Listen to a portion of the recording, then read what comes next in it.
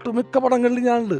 ഒരു 90% പടത്തിൽ, 2 പടത്തിൽ ഞാൻ ഇല്ലാത്ത എൻ്റെ അവസ്ഥയും കൊണ്ട് ഞാൻ ഇല്ലാണ്ട്. സലീമേട്ടന്റെ ആരോഗ്യ പ്രശ്നങ്ങളുണ്ട്. എന്നിട്ട് ഷാഫി പറഞ്ഞു നമുക്ക് ചെയ്യാം 2 countries എന്നത് പടം. അപ്പോൾ കണ്ടിന്യൂസ് ആയിട്ട് എല്ലാ പടത്തിലും ഞാനുണ്ട്.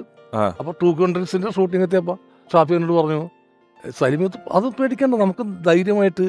അപ്പോൾ ഷാഫി, ഞാൻ എങ്ങനെ ഇവിടെ തട്ടിപ്പോയി കഴിഞ്ഞിട്ടുണ്ടെങ്കിൽ ആ പ്രൊഡ്യൂസർക്ക് വലിയ നഷ്ടം വരണം.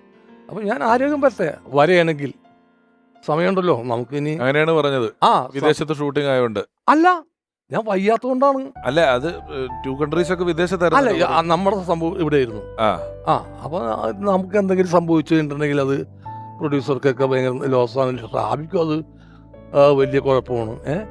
അപ്പോൾ ഞാനായിട്ടില്ല. അപ്പോൾ അതൊന്നുമില്ല, അങ്ങനെയൊന്നും പറയണ്ട, അങ്ങനെ കെട്ടിയൊന്നും പറയണ്ട, നമുക്ക് ചെയ്യാം, ഞാൻ എല്ലാവിധ ഇതും തരാം. ഞാൻ പറഞ്ഞു ഇല്ല, കാരണം ഷാഫി എപ്പോഴും പറഞ്ഞു, കാരണം കണ്ടിന്യൂസ് ആയിട്ട് എൻ്റെ പടങ്ങളിൽ സലീമുണ്ട്.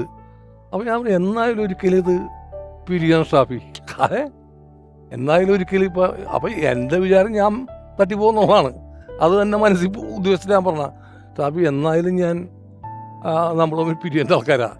അതിപ്പോഴങ്ങോട്ട് പിരിഞ്ഞു കഴിഞ്ഞിട്ടുണ്ടെങ്കിൽ പിന്നെ അടുത്ത പടത്തിന് ഷാഫിക്ക് അത് വിഷമം ഉണ്ടാവില്ല.